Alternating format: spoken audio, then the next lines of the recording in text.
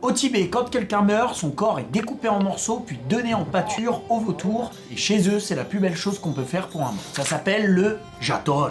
En tibétain, ça veut dire donner l'aumône aux oiseaux, et il y aurait plus de 80% des Tibétains qui choisissent cette mort-là, mais avant de comprendre pourquoi ils le font, faut d'abord comprendre où ils vivent. Le Tibet, c'est environ à 4000 mètres d'altitude, c'est rocheux, c'est glissant, et c'est impossible à creuser. Et en plus de ça, étant donné qu'on est à 4000 mètres d'altitude, la végétation a du mal à pousser, donc pas d'arbres. Qui dit pas d'arbres dit difficile de se faire incinérer. Alors les Tibétains ont trouvé une solution qui, quand tu y réfléchis bien, est peut-être la plus logique du monde. Dès la mort, le corps est lavé, mis en position fétale, puis des moines viennent autour du corps pour réciter certains chants. Le corps est emmené à 4000 mètres d'altitude, et c'est là où intervient le Rogapa, littéralement le briseur de corps. Et c'est un mec qui en gros a pour rôle de casser les os du défunt. Les os sont ensuite broyés puis mélangés avec du beurre de yak et de la farine d'orge pour que les vautours viennent manger absolument toutes les parties du défunt. Si les vautours laissent ne serait-ce qu'une miette de la partie du défunt, ça annonce de très mauvais présages. Mais alors pourquoi les vautours et pourquoi pas juste laisser le corps en décomposition?